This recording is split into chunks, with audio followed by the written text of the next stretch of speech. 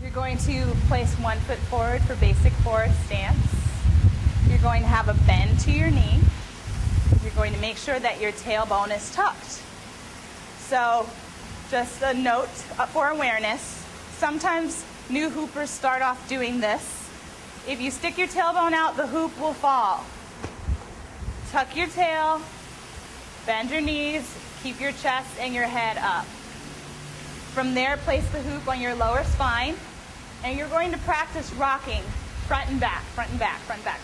So I liken this to double dutch. Before you're actually in there jumping, you're trying to get in, and you're waiting for that rhythm to find the opening. So that's the movement when you're hooping.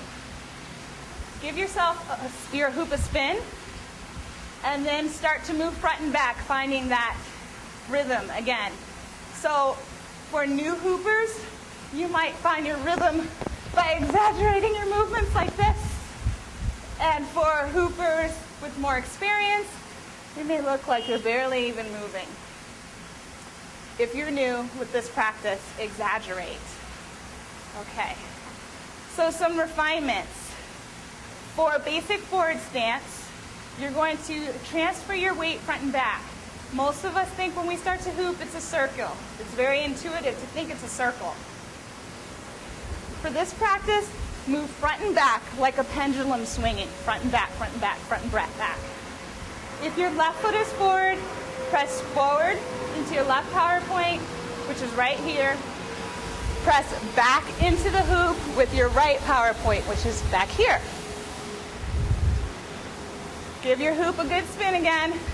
Push into those power points. This is great for your thighs, your hamstrings, your bottom, and your waist and your hips, as well as your abdominal area, especially the rectus abdominis.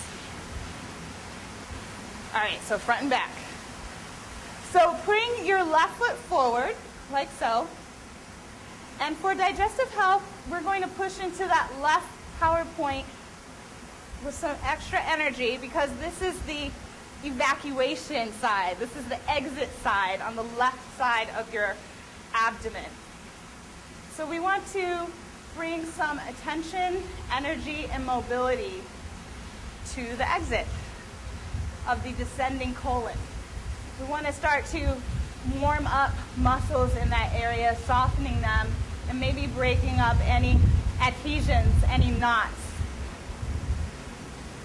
And for lack of a better word, fecal matter.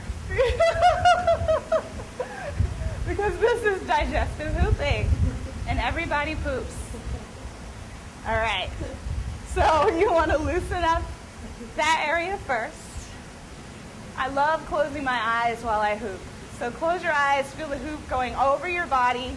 Bring special attention to that left side and whatever you're letting go, figuratively or literally.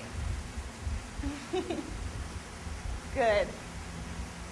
And then step your right foot forward, bend your knees, and now your power points have shifted.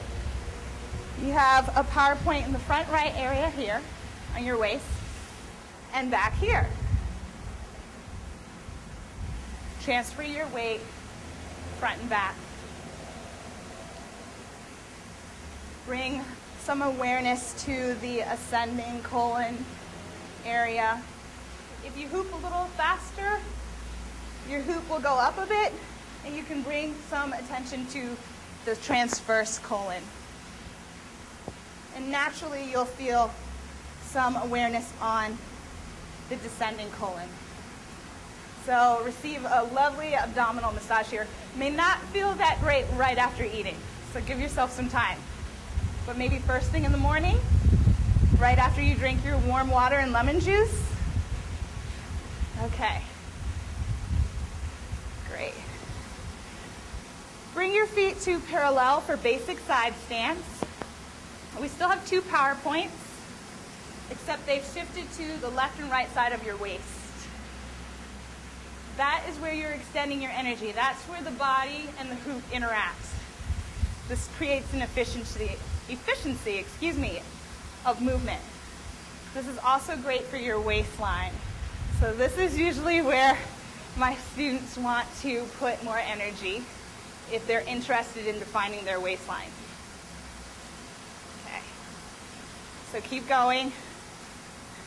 If you notice your hoop is sloping to one side, bring more energy to that side.